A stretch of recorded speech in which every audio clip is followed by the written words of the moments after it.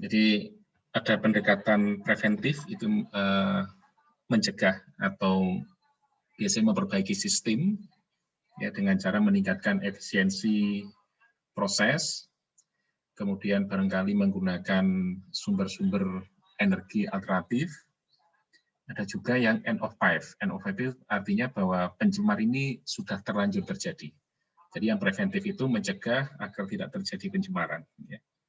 Yang end of life itu ada dua.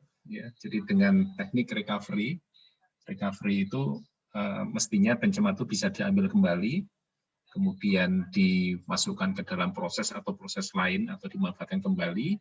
Ya, ada juga yang metode kedua adalah destruction teknik. Artinya pencemar itu dihilangkan atau destruksi agar ketika keluar itu sudah tidak menjadi pencemar yang berbahaya. Gitu ya.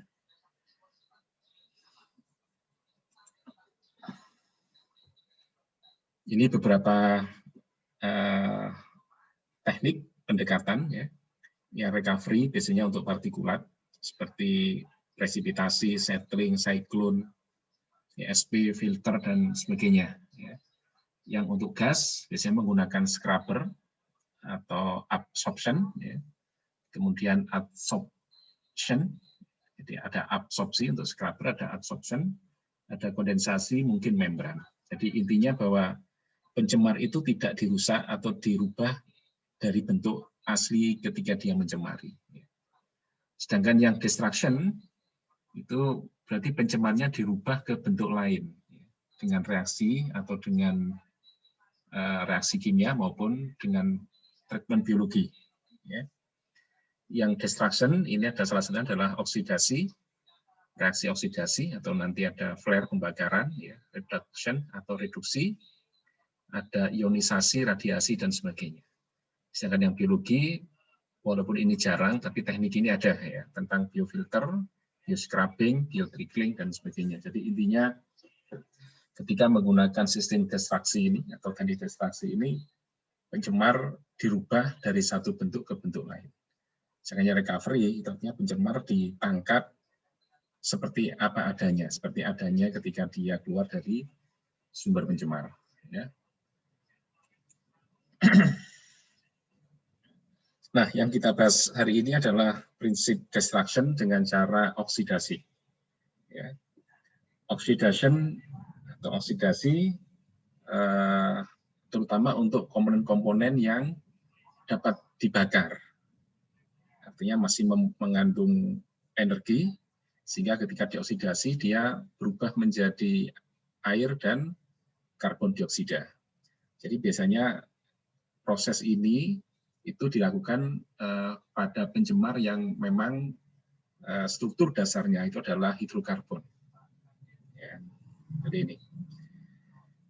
Nah, yang paling sering digunakan itu adalah mengoksidasi atau mendestroy organic compound. Jadi pencemar yang memang masih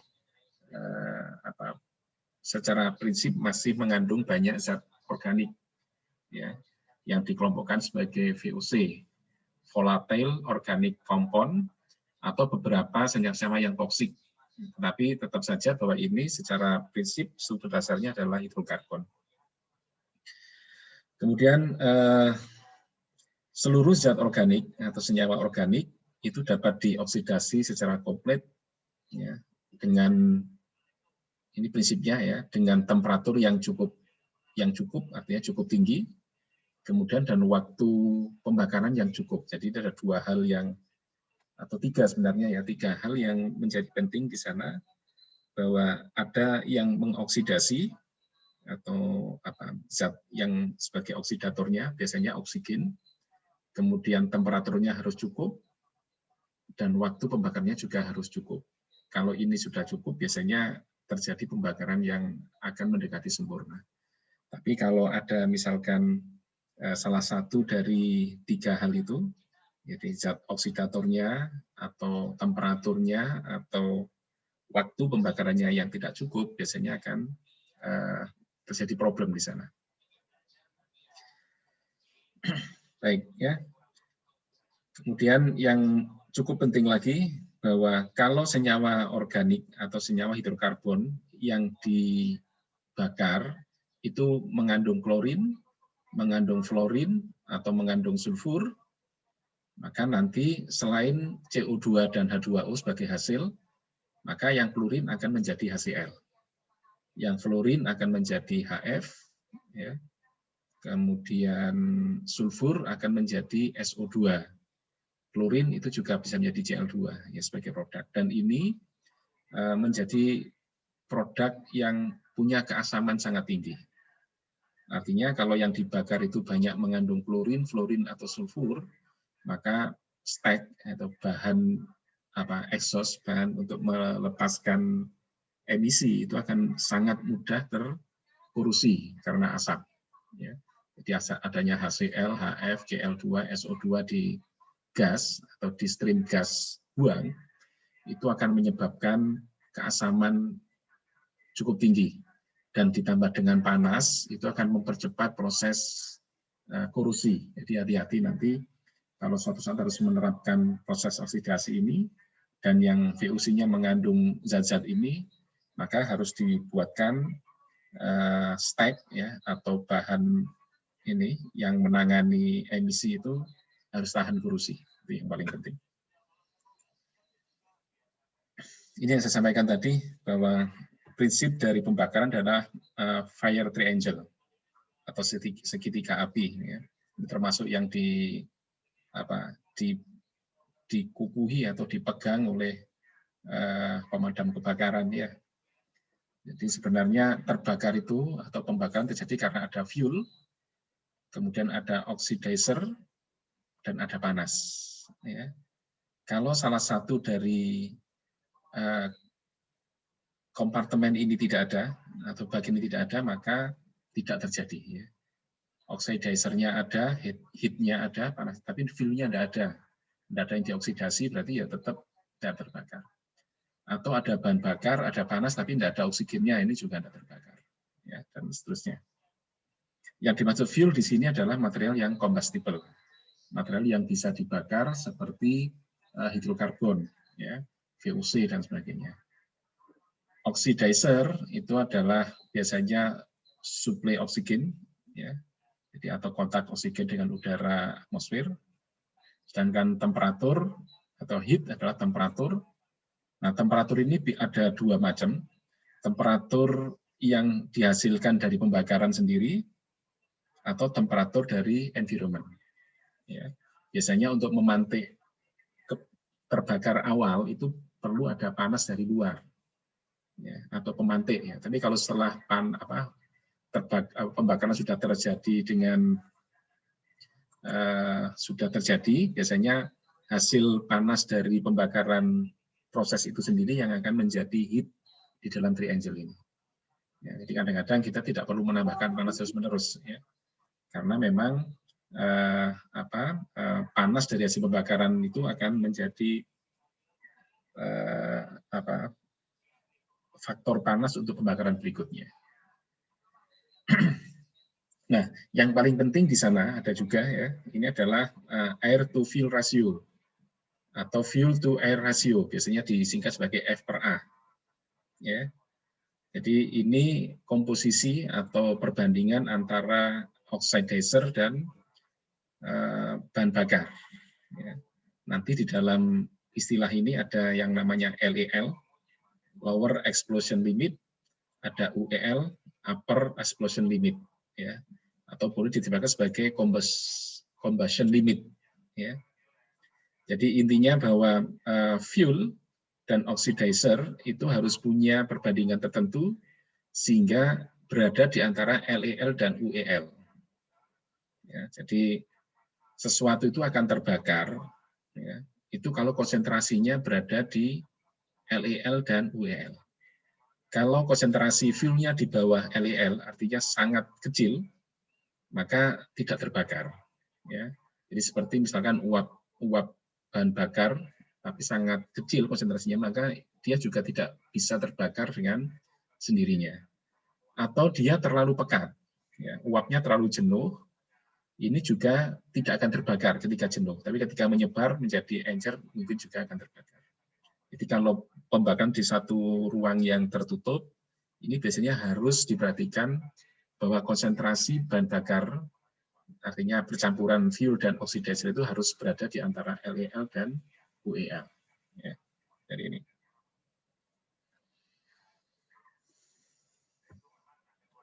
Nih, ya ini ada diagram.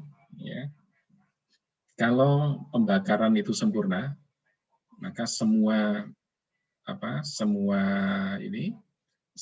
bakar, B itu bahan bakar hidrokarbon, itu kalau dioksidasi oleh oksigen akan menjadi CO2 dan plus H2O sesuai bahan yang ada di sini. Ya.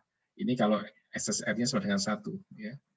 Tapi kalau SSR lebih dari 1, nah itu nanti barangkali ada sisa oksigen di sana.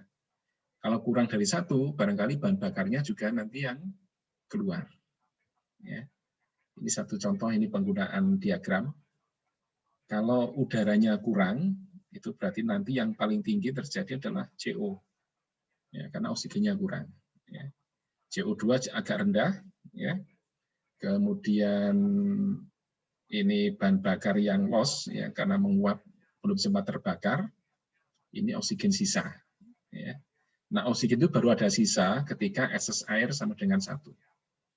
Ya, ini mulai ada. Artinya pas antara udara dengan kebutuhan untuk pembakaran. Begitu nanti dilebihkan, ya, kalau SSR-nya lebih dari 1, itu nanti ada, sebentar, ini mestinya SSR-nya 0, ini salah ini ya. Kalau sudah mulai lebih dari 1, itu nanti ada mulai ada kelebihan oksigen. Ya.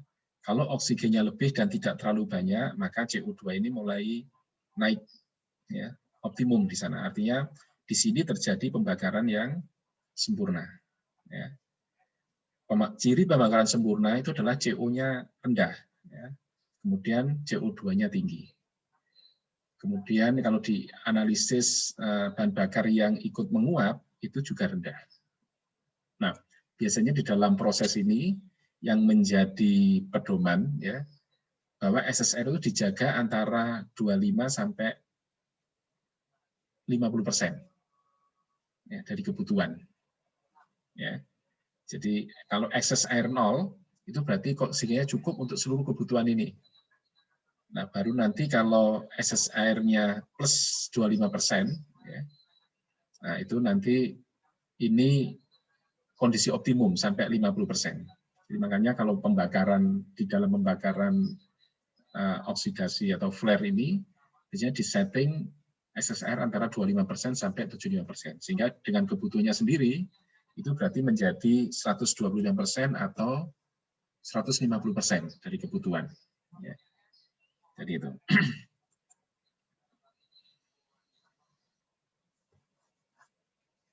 Kemudian yang cukup penting lagi adalah bahwa kita mesti memahami bahwa senyawa yang bisa dibakar itu, apalagi kalau pembakarannya tanpa ada tambahan bahan bakar dari luar atau dari eksternal, ya, maka kita perlu memperhatikan panas pembakaran. Ya. Jadi panas pembakaran senyawa. Ya. Kalau lower heating value, jadi ini kandungan panas yang paling rendah dari senyawa ini, ya, itu kita lihat. Kalau dia sangat rendah, itu berarti kemungkinan kita nanti membutuhkan energi tambahan untuk membakar ini.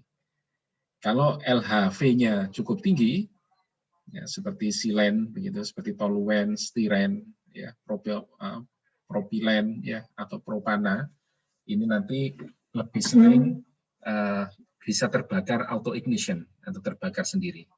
Ya. Jadi itu. Jadi biasanya kalau VOC-nya memang dia punya heating value-nya cukup besar, nah ini memang lebih cocok untuk dioksidasi atau di combustion. Baik, ya. Ini contoh beberapa oksidasi, ya. Jadi ada oksidasi yang H2S menjadi SO2. Kenapa ini dioksidasi? Karena H2S ini termasuk senyawa yang beracun. Dan dia cukup mudah untuk dioksidasi dengan oksigen tapi pada suhu tinggi. Nah, ketika H2S dioksidasi akan menghasilkan SO2. Dua-duanya adalah pencemar. Tetapi dari segi resiko atau toksisitas, maka SO2 itu lebih rendah daripada H2S. Walaupun SO2 termasuk tinggi, karena H2S itu toksik, jangan SO2 itu tidak spontan pengaruhnya. Nanti banyak faktor konsekuensi lain tapi masih agak lama. Tapi kalau 2S itu biasanya dia cukup beracun dan secara estetika cukup mengganggu. Jadi kalau memang harus memilih begitu, melepaskan H2S atau SO2, ya lebih baik melepaskan SO2. Atau kalau yang paling baik lagi ya tidak usah dioksidasi tapi di collecting, diserap, absorpsi dan sebagainya.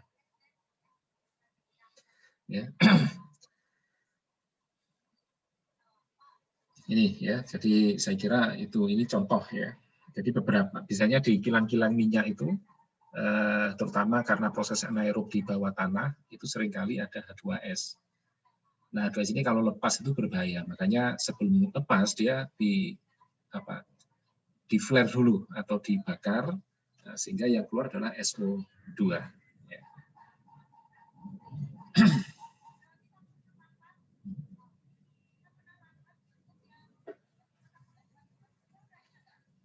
Baik jadi ini ada beberapa sistem oxidizer untuk VOC. Jadi memang yang paling sering digunakan adalah oksidasi itu untuk VOC, volatile organic compound, dan air toxic. Jadi industri-industri yang memang menghasilkan VOC dan air toxic ini yang banyak menggunakan.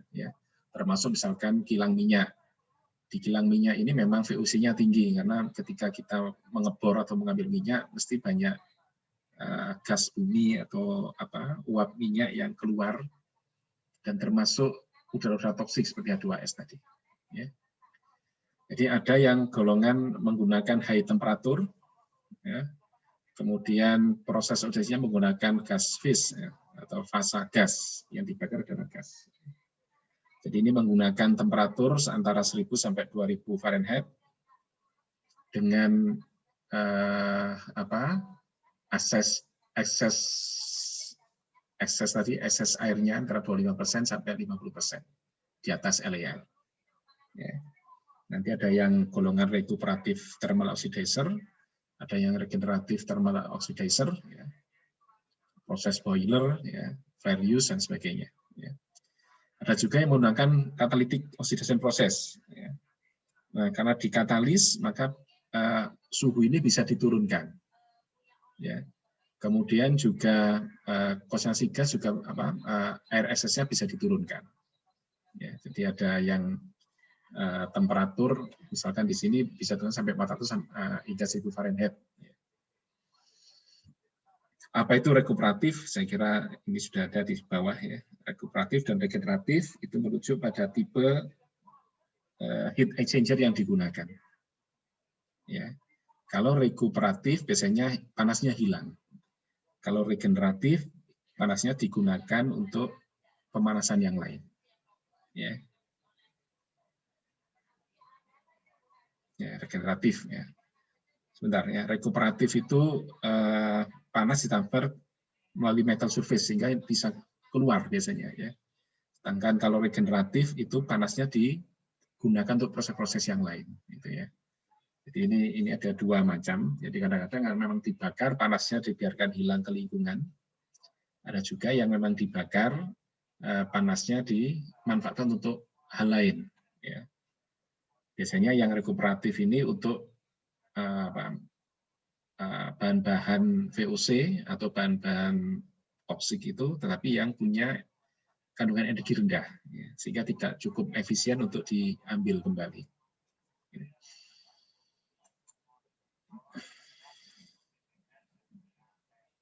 Baik, yang penting lagi di sana adalah kita harus mengetahui ketika mau membakar sesuatu atau menerapkan flare, itu explosive limit concentration.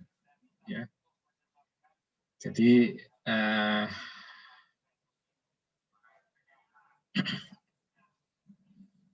ini ada beberapa gas ya yang punya potensial eksplosif. Ya. Eksplosif itu kalau dalam bahasanya mudah meledak karena diterapkan panas atau kena panas. Jadi oksidator yang cukup, panasnya cukup, nah ini bisa meledak sendiri atau terbakar sendiri. Ya. Ini beberapa senyawa itu antara lain organic compound, ya, karbon monoksida, ya, jadi produk pembakaran yang tidak sempurna, CO, ini juga punya potensi untuk eksplosif kalau terlalu banyak. Ya. Amonia, kemudian hidrogen sulfide.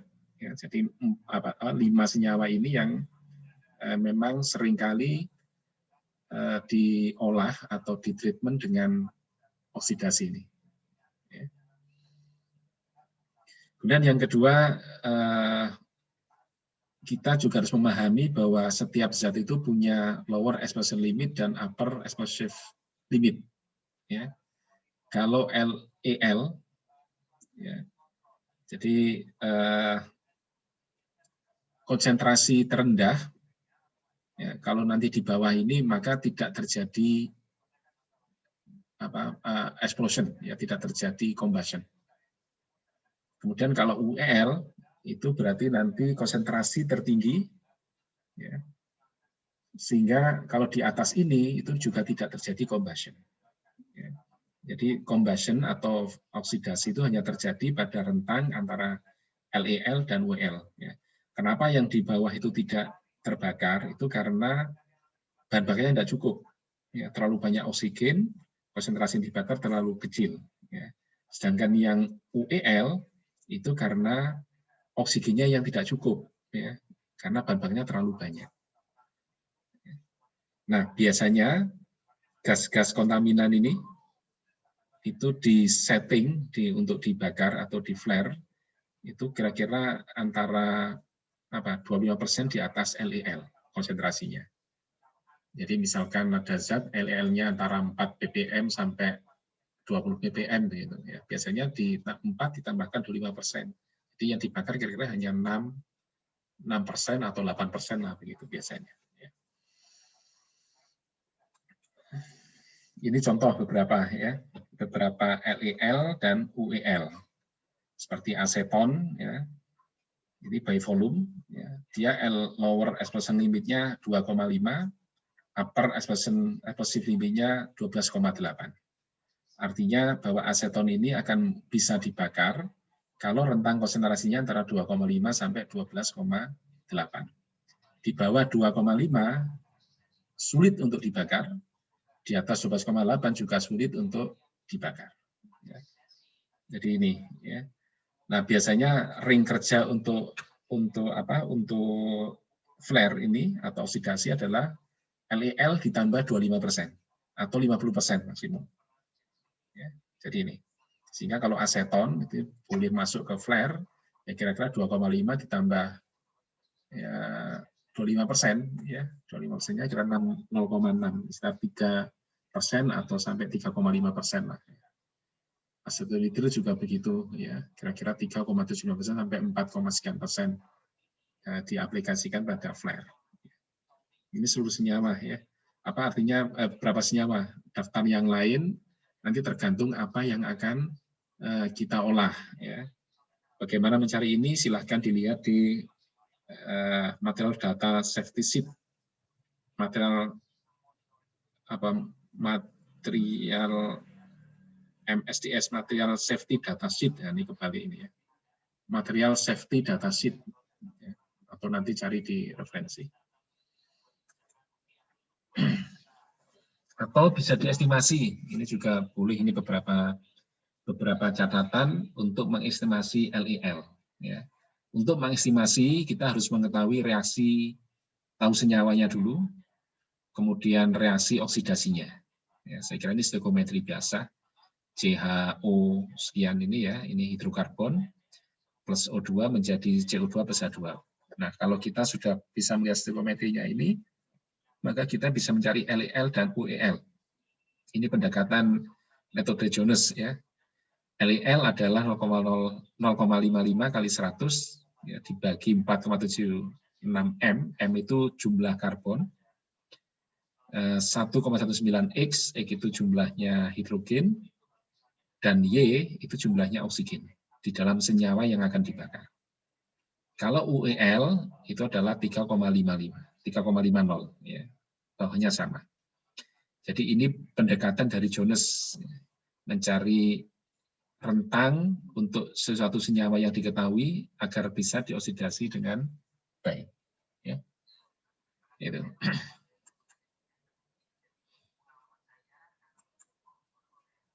Ini satu contoh, ya.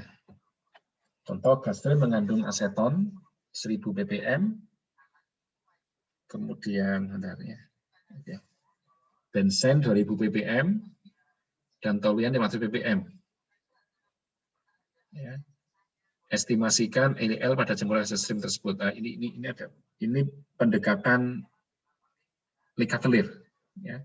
Jadi cara kalau ini kita sudah mengetahui masing-masing data ini sebenarnya. Ya. Bentar ya.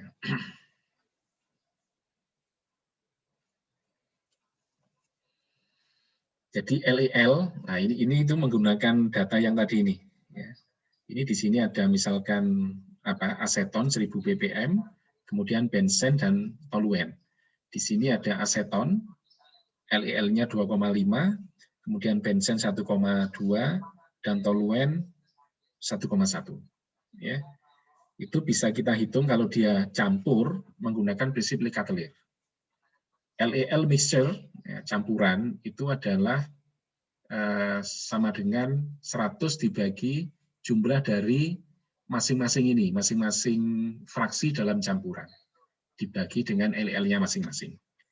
Jadi contoh misalkan di sini ada aseton, ada benzen, dan toluen, karena masing-masing 1000, 2000, dan 500 ppm, maka totalnya 3500 ppm. Maka fraksi aseton itu 1000 per 3500.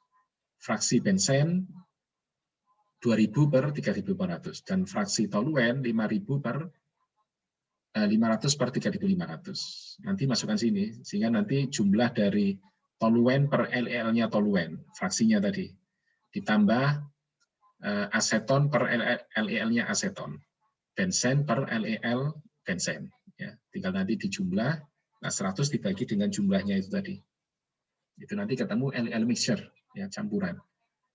Demikian juga dengan UL-nya.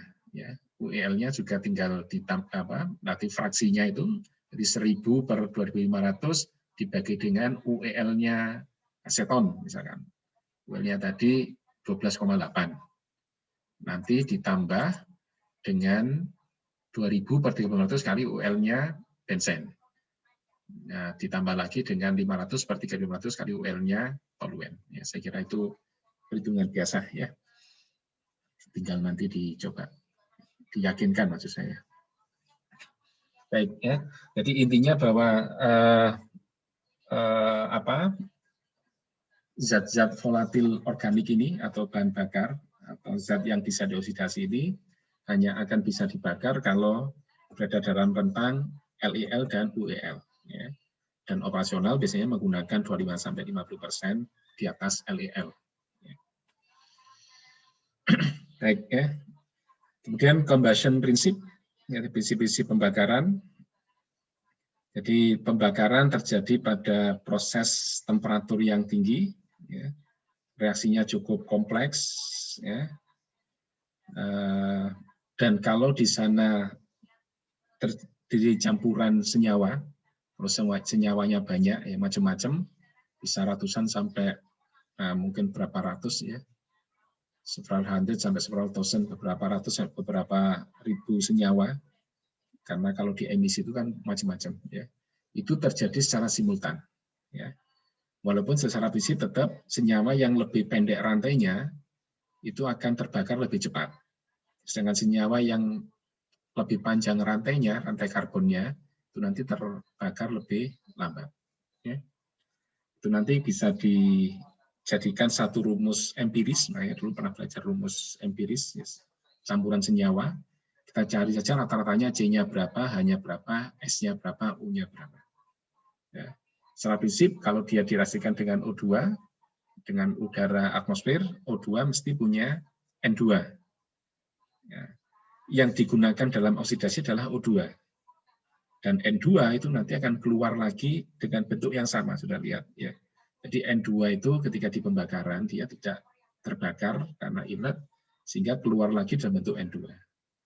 Sedangkan yang CHSO ini akan keluar sebagai CO2, H2O, dan SO2. Ya.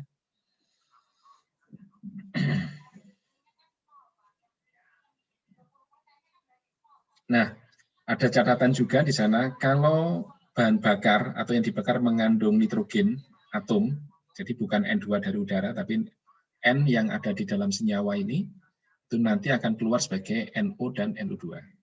Jadi artinya bahwa pencemar NO dan NO2 itu bukan berasal dari udara yang digunakan membakar, tapi berasal dari N yang ada di dalam bahan bakar. Jadi kalau ada pencemar mengandung NO dan NO2, itu artinya bahwa bahan bakarnya memang mengandung N di sana. Termasuk SO2 itu. SO2 itu memang terjadi karena bahan bakarnya mengandung S di sana. Nah, bahan bakar fosil kita itu kan memang karena dulu dari makhluk hidup mesti mengandung S, mesti mengandung N.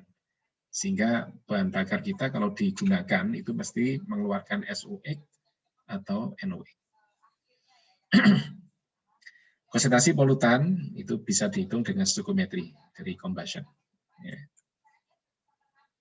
Nah, ini beberapa prinsip saya kira bahwa kalau ingin melihat pembakaran itu baik atau sempurna atau tidak, atau nanti misalkan mendapati pembakaran tidak sempurna, itu berarti ada 4 hal ini yang harus kita coba untuk dianalisis. Ya. Pertama, apakah temperatur pembakarannya cukup tinggi atau tidak. Misalkan tidak tinggi, kenapa? Ya? Biasanya temperatur itu akan turun kalau yang dibakar banyak mengandung air. Karena air itu ketika dibakar dia akan menguap. Ketika menguap dia akan membutuhkan energi besar. Makanya kalau bahan itu banyak mengandung air atau cukup lembab, maka temperaturnya akan turun drastis. Ya. Ini yang paling sering. Ya. Kemudian yang kedua, turbulensi. Ya. Jadi percampuran antara bahan bakar dengan oksigen. Ini harus cukup baik. Ya. Bisa jadi pembakaran tidak baik karena kurang turbulen, kurang bercampur.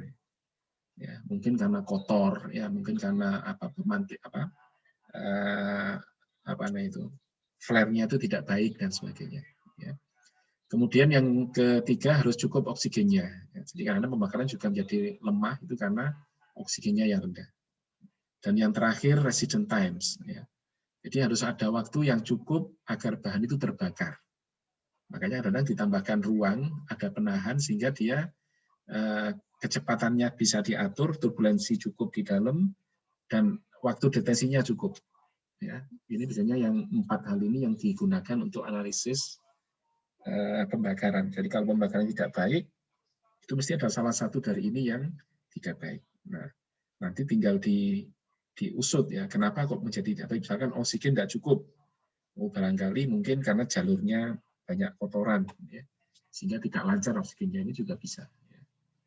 Jadi yang penting ada 3 atau 4 hal inilah, T3A ya. Jadi sama ini bukan masalah urutan, ini pokoknya ya tinggal TTAT, TTTA atau 3A, T3A itu ya. Nah, bagaimana menentukan cukup? Ya, temperatur biasanya antara 1200 sampai 2000 Fahrenheit. Ya. Waktu kalau temperaturnya tinggi itu cukup 0,2 detik sampai 2 detik. Itu cukup. Ya. Kalau turbulensi ya harus diperhatikan. Ya. Turbulensinya harus baik. Ya. Kemudian sufficient oksigen. Nah, ini memperhatikan F/A rasio tadi. Ya, jangan sampai dia kekurangan oksigen, juga jangan sampai dia kelebihan oksigen. Ya. Sehingga nanti mempengaruhi LEL sama UEL tadi. Ya. Nah, ini ada catatan bahwa hidrokarbon yang mengandung klor atau klorida hidrokarbon itu tidak terbakar dengan mudah, ya. Sehingga biasanya membutuhkan temperatur yang jauh lebih tinggi. Kemudian waktu residen yang lebih lama, dan turbulensinya juga harus lebih baik. Ya, jadi hati-hati nanti kalau ternyata yang dibakar itu ada klornya, ya. Ada klor, ada fluor, seperti tadi, ada brom. Nah, itu ini harus mesti ditambah dari yang biasa. Ya. Karena kemampuan untuk terdestruksi itu biasanya ada urutan ini. Ya. Kalau keluaran alkohol dia lebih cepat. Ya, artinya suhu lebih rendah dia sudah terbakar. Aldehid, aromatik, dan sebagainya. Tapi kalau sudah klorinated hidrokarbon, nah ini pun memang dia bisa terdestruksi, ya, atau dioksidasi, tetapi relatif destructibility-nya rendah. Artinya agar dia bisa terbakar dengan baik itu butuh temperatur yang jauh lebih tinggi daripada yang di atasnya. Ya, nanti ada catatan beberapa itu. Ya. Ini contoh misalkan ada auto ignition temperatur. Ya. Jadi temperatur sehingga yang berikutnya itu bisa terbakar sendiri. Ya, jadi terbakar atau terbakar yang bisa terjaga. Atau kalau satu zat itu mencapai temperatur ini, maka dia kalau oksigen cukup bisa terbakar dengan sendirinya. Ya, aseton itu kira-kira 870 Fahrenheit. Ya. Asetonitril sekian, ya, sekitar 800-900 lah. Ya. Makanya biasanya pembakaran itu sudah cukup baik kalau suhunya digunakan di atas 1000 Fahrenheit. Karena ini sudah di atas temperatur bakar dari masing-masing senyawa itu. Ya.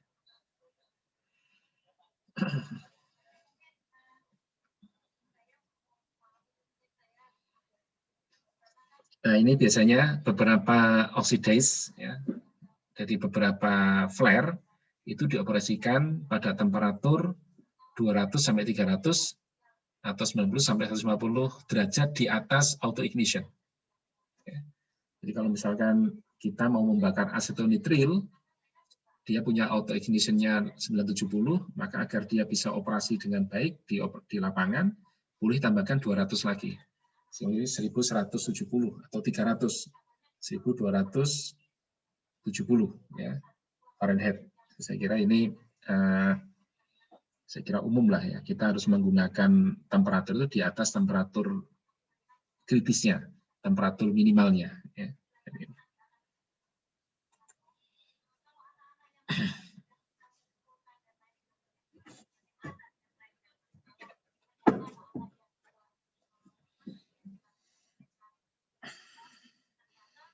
Kemudian ini ada air requirement. Ya. Jadi sebenarnya kebutuhan udara itu berkaitan dengan kebutuhan oksigen. Ya. Secara stoikiometri, oksigen itu harus digunakan pas sesuai dengan perhitungan stoikiometri. Tetapi di lapangan biasanya ditambahkan lagi excess air antara 25 sampai 50%. Tadi sudah saya sebutkan di depan ya. Ini. Kemudian residence times itu biasanya cukup antara 0,3 sampai 2 detik. Ya, jadi di dalam ruang bakar itu cukup waktu ini 0,3 sampai 2 detik. Ya. Sehingga nanti kita bisa menghitung ya berapa volume chamber, berapa gas flow rate-nya. Ya. Dengan G sama dengan V per G. Ya. G kecil, residence times, atau T, itu chambernya, volume chamber dibagi dengan gas flow rate-nya. Ya. Saya kira itu hitungan biasa ya. Kalau ini V per G ketemu antara 0,3 sampai 2 itu berarti sudah memenuhi. Ya. Kemudian limit of flammability. Ya. Jadi ini limit. Jadi ini sama dengan yang tadi ya, sama dengan LEL. Jadi persen di udara, ya, persen di dalam udara, atau LEL dengan UEL tadi, lower than lower dan upper, ya. Jadi ada hidrogen, hidrogen sulfide dan sebagainya nanti. Jadi intinya bahwa ketika membakar tidak boleh terlalu banyak yang dibakar, atau juga mungkin terlalu sedikit yang dibakar. Itu dibandingkan dengan oksidatornya, dengan oksigennya. Jadi ya memang harus di rentang-rentang ini ya. Jadi seperti karbon monoksida itu harus di rentang antara 12,5 sampai 74%. Ya, itu bisa terbakar di atas 74, itu sulit untuk dibakar, di bawah 12,5 juga sulit untuk dibakar. Ya. Jadi ada istilah Lehner, ada istilah Reicher. Ya. Reicher itu berarti kelebihan bahan bakar. Kalau Lehner itu kelebihan oksigen, ya. Jadi,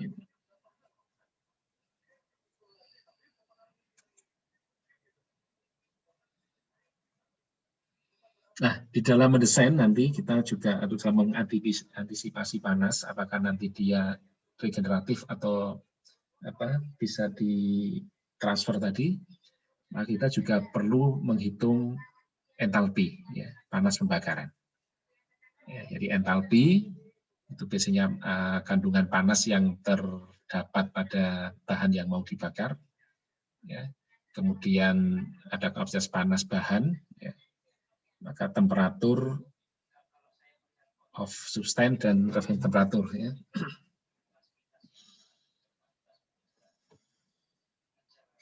Nah, entalpi inlet dikurangi entalpi outlet, nah itu nanti menjadi panas yang harus supply dengan fuel. Ya. Jadi kalau entalpi inletnya lebih rendah, outletnya lebih tinggi, maka harus menambahkan fuel. Tapi kalau yang inlet lebih tinggi daripada yang outlet, itu berarti kita tidak perlu menambahkan fuel. Ya. Jadi ini kita bisa menghitung itu nanti ya.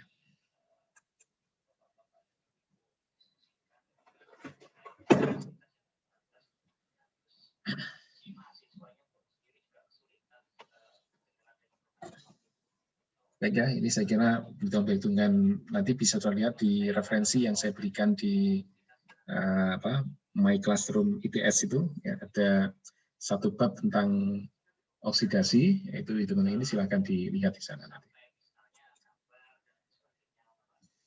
Beberapa problem ini agar lebih memantapkan pemahaman, silakan dikerjakan ya nanti. Baik ya, kemudian di lapangan itu ada beberapa equipment untuk combustion, untuk membakar gas emisi. Ya, jadi ada beberapa metode di sana. Ada yang menggunakan direct combustion atau flare, ya, seperti yang sering kita lihat misalkan di kilang minyak itu ya, atau di beberapa depo Pertamina atau perusahaan, tapi yang biasanya ada stack, yang atasnya ada api itu ya, itu namanya direct combustion. Atau menggunakan catalytic oxidation system, ya, atau menggunakan insinerator. Ya. Ini beberapa teknik saja, saya kira. Intinya adalah oksidasi.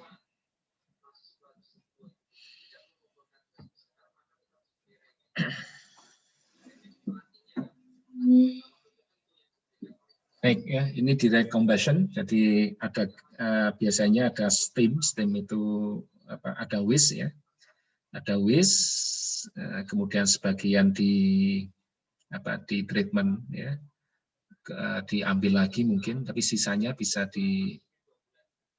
dimurnikan dengan air karena nanti yang banyak yang higroskopis terutama akan tersimpan di air. Sedangkan yang tetap gas volatil itu akan bisa keluar, teremisikan, dan sebelum keluar harus dioksidasi. Ya. Jadi ini nanti gas itu memang sebaiknya lebih banyak mengandung hidrokarbon saja di sana. Nanti kalau dibakar, nah baru tambahkan dengan mungkin gas pembakar, gas oksidator seperti O2, ya. Atau mungkin tambah steam tapi steam panas ya. Ini akan mereduksi uap, ya, mereduksi asap, ya. Jadi steam itu ditambahkan untuk reduksi smokes ya, atau smokeless flare. Ya. Jadi steam biasanya ditambahkan itu. Kemudian air assisted ya, atau gas tadi ini itu ditambahkan untuk agar terjadi pembakaran lebih sempurna dan untuk menambahkan turbulensi di sana. Ya. Jadi saya kira itu ya, ini beberapa skema ya, atau contoh skema. Jadi flare itu ada yang menggunakan pembakaran terbuka, terutama untuk deposit gas organik selama operasi normal atau emergensi. Ya, ini lebih sering di Pertamina atau perusahaan minyak ini. Ini dioperasikan saat gas stream atau bahan organik itu tidak ekonomis kalau di recovery. Jadi artinya terlalu kecil untuk di recovery, ya, tapi terlalu besar untuk dilepaskan saja sehingga mencapai lingkungan. Jadi misalkan uap minyak yang tidak bisa direcovery itu biasanya memang di flare ya. Jadi kalau dimanfaatkan tidak ekonomis, kalau dibuang berbahaya, makanya di flare dulu. Ya, flare itu ada yang smokeless, ada yang non smokeless, ya, ada juga yang nanti endothermic. Ya. Nah ini contoh ya, ini contoh flare ya. Jadi untuk oksidasi H2S, ya, untuk oksidasi sisa minyak, nah ini seringkali digunakan begini. Ya.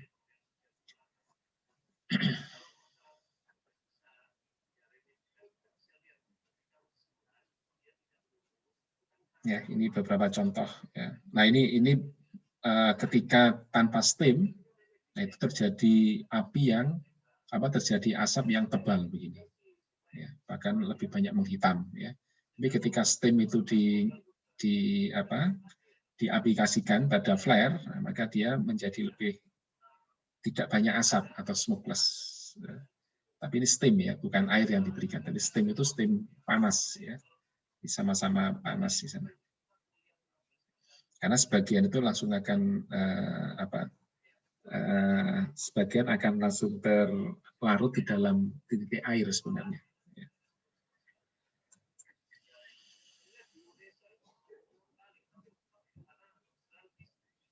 Ini skema steam assess ya pada flare system. Jadi steam line nah itu ditambahkan tapi setelah ignition ya, di atasnya ignition.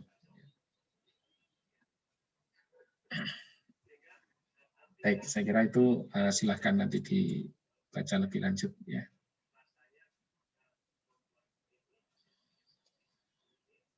Ini pembakaran saya kira juga sama, sebenarnya merubah pencemar dari yang lebih berbahaya menjadi yang kurang berbahaya. Contoh tadi H2S menjadi SO2, ya. CO menjadi CO2 dan sebagainya. Ya.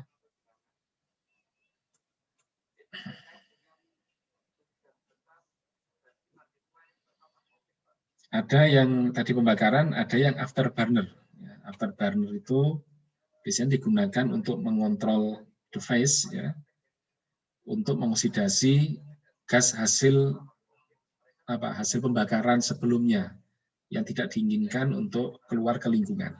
Jadi satu contoh begini ya, ketika dibakar di ruang bakar itu mungkin sebagian bahan bakar tidak terbakar, atau mungkin karena pembakaran kurang oksigen juga mengandung CO, sehingga emisi itu masih mengandung uap bahan bakar atau mengandung CO atau untuk oksidasi yang belum komplit. Nah, ini kalau setelah dari ruang bakar itu dibakar kembali, itu dinamakan afterburner. Jadi flare itu digunakan setelah pembakaran. Ya. Ada yang direct flame afterburner, ada yang catalytic combustion system. Ya. Yang direct flame afterburner itu berarti ya gasnya dioksidasi dibakar dengan flame, ya, dengan flare. Ya. Yang katalitik itu berarti gasnya dioksidasi pada temperatur yang cukup tinggi sehingga nanti terjadi oksidasi lebih lanjut, ya, atau genus ignition point. Ya. Jadi ini kalau yang catalytic combustion ini ya nanti dibakar tapi pada dengan katalis tertentu, misalkan PT, ya, misalkan palladium itu bisa terbakar lebih atau teroksidasi lebih cepat, tetapi pada suhu yang lebih rendah. Ini beberapa contoh ya, nanti silahkan dibaca. Ya. Jadi beberapa yang dikontrol, ini seperti combustible aerosol, ya, vapors, ada gas, ada bau. Nah, ini yang digunakan untuk direct flame afterburner.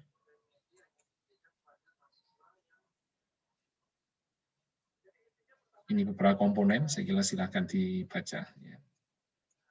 Mudah-mudahan nanti, biasanya ini sudah paket fabrikasi, ya, sehingga yang biasanya kita lakukan itu, kalau dalam optimasi ini adalah menjaga tadi 3T dan 1A tadi.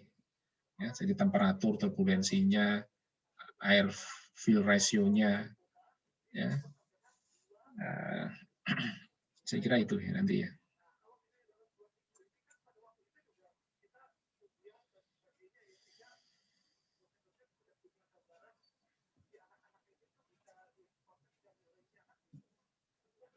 Nah, ini biasanya temperatur yang keluar dari flare ya, atau dari destruction of organic material itu antara 650 sampai 825 derajat. Ya. Dengan retention time itu antara 0,3 sampai 0,5 detik. Ya. Ini beberapa hal-hal teknis saja ya.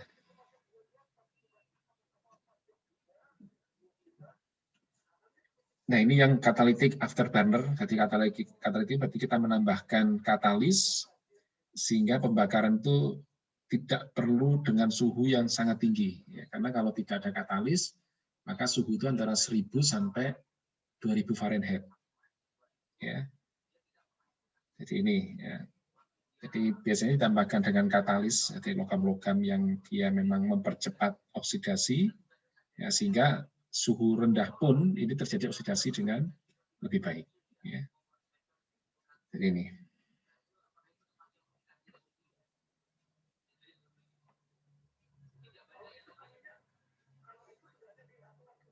Ini beberapa bentuk-bentuk katalis, saya kira silahkan nanti dibaca saja ya, dilihat ya, ada yang bentuk honeycomb, ya.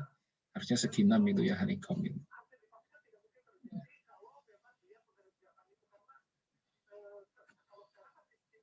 Ini beberapa keuntungan dari katalitik, ya.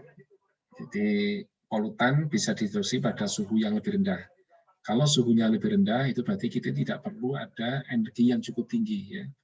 Artinya kita bisa men-saving biaya untuk penyediaan bahan bakar, ya, lebih rendah. Karena dalam teknik itu kalau suhunya lebih tinggi ya lebih mahal, karena butuh bahan bakar lebih banyak. Kalau suhunya lebih rendah berarti lebih murah. Ya. Tetapi install cost-nya, ya, karena memang butuh ada tambahan katalitik ya, maka itu menjadi lebih mahal.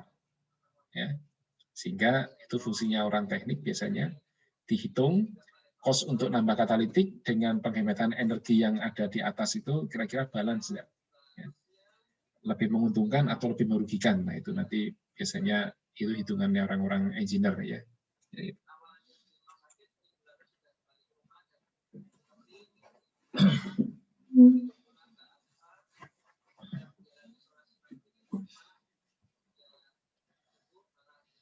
Kemudian ini catalytic oxidation ya. Jadi beberapa katalis ya itu bisa menurun kemampuannya karena dioperasikan. Ya, sehingga harus diganti secara reguler. Ya. Ini mestinya bisa melihat speknya dari supplier ya. Kemudian beberapa variabel yang mungkin akan berpengaruh pada catalytic system. Ya. Yang pertama gas velocity.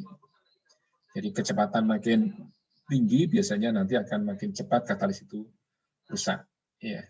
Kemudian jumlah dari katalis yang ditempelkan pada permukaan tadi, katalitik tadi, ya, kalau makin tebal biasanya ya makin lama. Ya. Residence times, ya, preheat temperatur, ya, untuk oksidasi sampai gas yang dikeluarkan ya, untuk for complete oxidation. Ya. Jadi kalau temperaturnya makin tinggi, katalisnya juga makin cepat aus. Ya. Jadi ini, makanya biasanya harus dicari dioptimasi pada temperatur yang paling rendah, yang masih mampu di cover katalis untuk dia oksidasi lebih baik. Itu yang paling penting nantinya. Kemudian source of ignition atau pemantik, saya kira pemantik ini ya biasa ya, bisa menggunakan static electricity, bisa menggunakan spark seperti di kendaraan bermotor itu pakai busi ya, atau mungkin secara elektrik, ya, atau hot surface ya, dan seterusnya. Dan ini hanya masalah-masalah source ignition.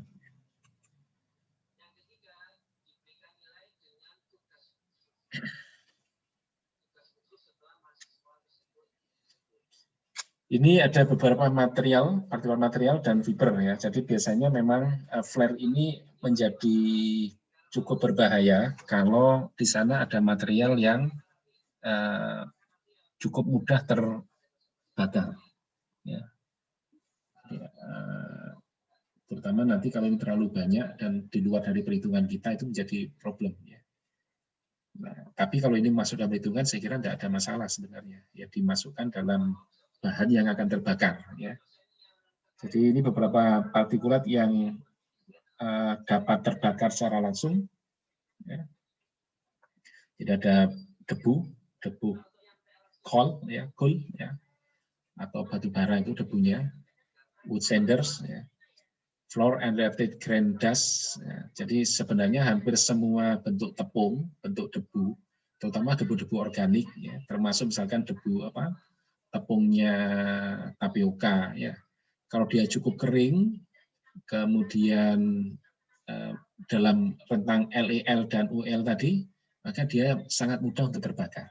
Ya, jadi hati-hati nanti, karena semua bentuk tepung itu akan mudah terbakar, teman-teman organik. Ya. Termasuk juga metal dust, ya, seperti aluminium. Tepung aluminium atau debu aluminium ini juga mudah terbakar. Kemudian debu-debu karbonaceous, ya, yang banyak karbon, itu juga mudah terbakar. Fiber organik ini juga mudah terbakar. Ya.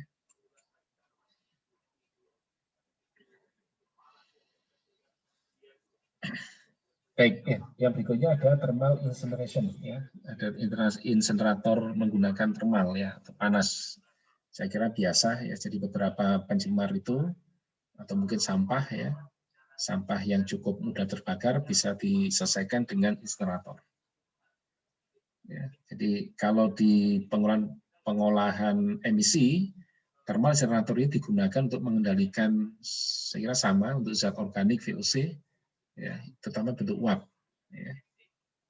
Jadi prinsipnya adalah sama menggunakan oksidasi pada temperatur yang tinggi. Saya kira ini ada beberapa hal yang perlu diperhatikan di sana. Diperlukan resident time yang cukup.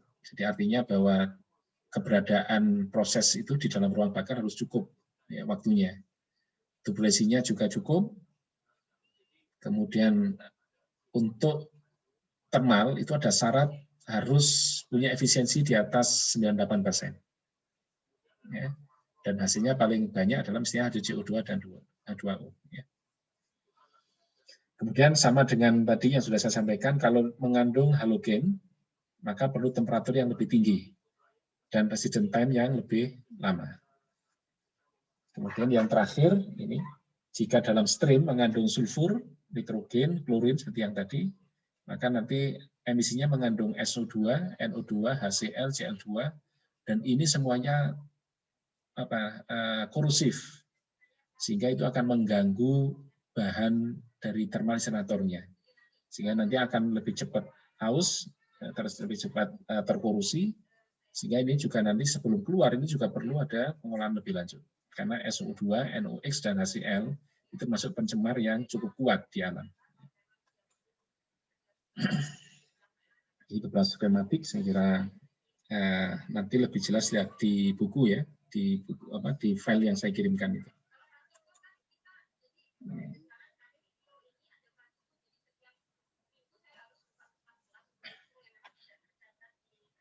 Ya, saya kira ini penjelasan gambar-gambar yang yang menjelaskan yang tadi, ini bentuk gambarnya saya kira ya.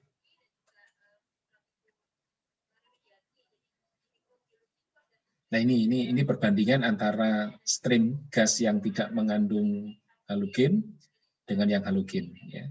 Kalau yang tidak mengandung halogen itu mungkin harusnya lebih rendah ya. Ini misalkan untuk apa? Non halogen stream ya. Dengan efisiensi 90% itu cukup dengan 1600 Fahrenheit. Tapi kalau dia ada halogen itu harus naik lagi 400 derajat Fahrenheit ya. Dan waktu residensinya lebih tinggi 0,5 dan 1 ya.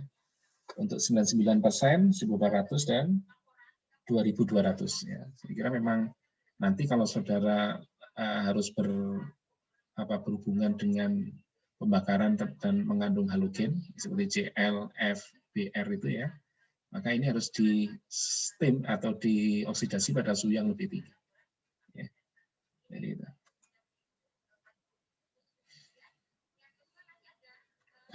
Ini beberapa perhitungan ya, yang digunakan untuk mendapatkan temperatur yang direncanakan. Ya. Jadi ada panas yang sudah dari bahan bakar, panas yang dihasilkan dari gas stream, ya. Kemudian panas yang dari sumber stream gas, kemudian panas yang hilang dari proses atau hilang dihasilkan atau yang hilang dalam proses, ya, dan sebagainya. Ini bisa dihitung di sini ya. Jadi,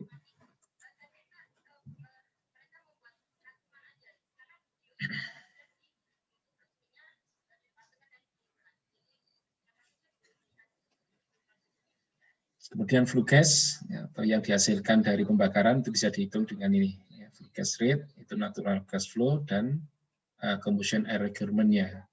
Jadi ini biasanya hanya menggunakan neraca massa bahwa yang masuk itu sama dengan yang keluar di sana. GC itu berarti apa? Combustion air requirement ya di sana.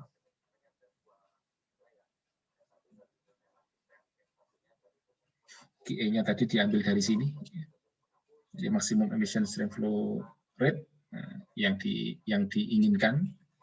Jadi ini saya kira itu hanya neraca massa saja. Nanti silakan diamati lebih lanjut ya.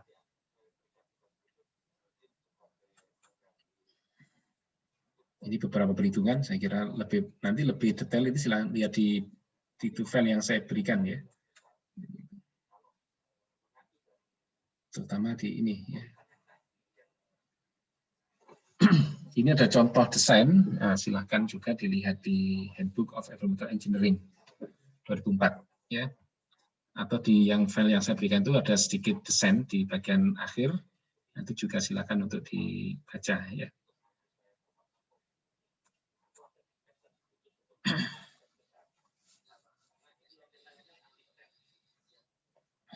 Jadi intinya ya ini ya, jadi proses distribusi dan ring effectiveness yang diinginkan, kemudian barangkali memerlukan pretreatment atau desain variabel yang lain, apakah dia butuh bahan bakar tambahan atau tidak, ya tadi dari perhitungan heating value bahan yang akan dioksidasi, ya, baru nanti menentukan desain dan operasinya. Ya. Apakah nanti butuh katalis, ya. Kemudian bagaimana pressure drop, karena pressure drop ini akan menentukan biaya juga ya. Kalau makin besar pressure drop, nah itu berarti harus butuh fan yang lebih besar gitu. Ya. Dan fan itu membutuhkan listrik energi yang lebih besar lagi. Saya kira itu ya. Baik, saya kira ini dua referensi ini bisa saudara pelajari. Kalau memang ada yang mau didiskusikan, silakan didiskusikan dulu.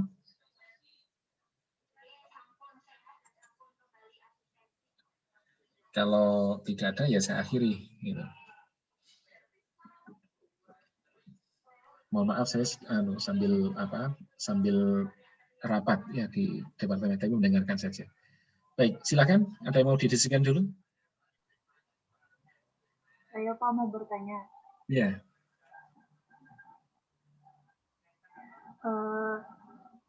Saya belum paham Pak apa yang dimaksud dengan udara secara stoikiometri sama setengah stoikiometri Pak. Sama juga turbulensi dalam pembakaran itu seperti apa ya Pak? Ya. Baik, stoikiometri itu jadi kalau kalau dalam reaksi oksidasi, stoikiometri itu berarti mengikuti reaksi ya, sesuai dengan reaksi kimia yang seharusnya terjadi. Kita sebentar ya.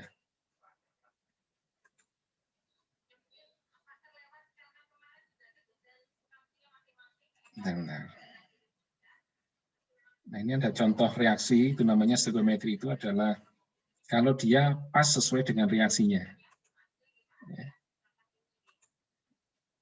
Ini satu contoh ya, ini bahan bakar, kemudian memerlukan oksigen tertentu sesuai dengan komposisi dari senyawa kimianya.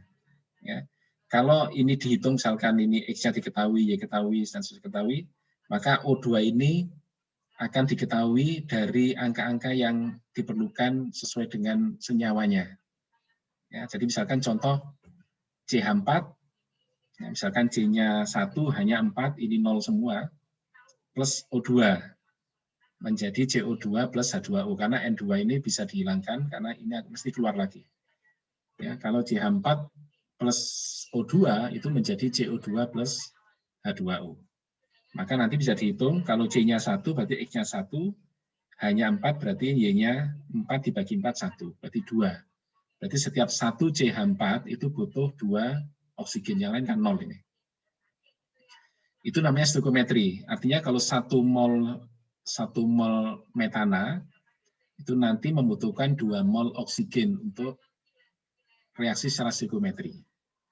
Nah, 2 mol oksigen itu dihitung ulang nanti, dikembalikan ke BM-nya, kemudian kalau 2 mol oksigen itu kira-kira butuh berapa liter di udara bebas, karena udara bebas itu oksigennya 20%, N2-nya kira-kira 80% atau 79%. Maka untuk memasukkan yang stoichiometry itu berarti kita harus memasukkan metana tadi di dalam ruang bakar dengan oksigen dari luar sebanyak 2 mol tadi. Itu stoichiometry, artinya setiap 1 mol metan itu butuh 2 mol oksigen. Itu nanti dikonversi dengan senyawa. Ya. Itu yang dinamakan stoichiometry. Berarti berdasarkan perhitungan kimia. Ya. Nah, nanti coba kembali ke reaksi kimia di pembakaran, ya, di waktu S1 atau waktu SMA, itu mesti ada. Ya. Nah, turbulensi itu percampuran, sedangkan turbulensi percampuran. Ya. Jadi terbakar itu bisa baik kalau dia tercampur dengan baik. Ya, kalau tidak terbakar dengan baik, itu berarti tidak turbulen. Ya. Jadi nanti silahkan itu dilihat ya, turbulen dan laminar itu aliran flow. Ya. Itu saya kira. Ya, jadi syarat membakar itu ya harus tercampur dengan baik. Kalau nggak terbaik, berarti ya tidak terbakar dengan baik. Gitu. Campur. Ya. Baik, itu saya kira ada yang masih ditanyakan lagi.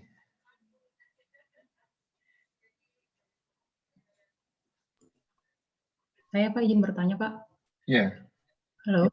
Ya Pak, terkait insinerasi Pak, saya pernah baca untuk mencegah terjadinya zona dingin pada insinerator dibuat sekat atau ya sekat untuk mencegah hal tersebut, itu maksudnya seperti apa ya Pak?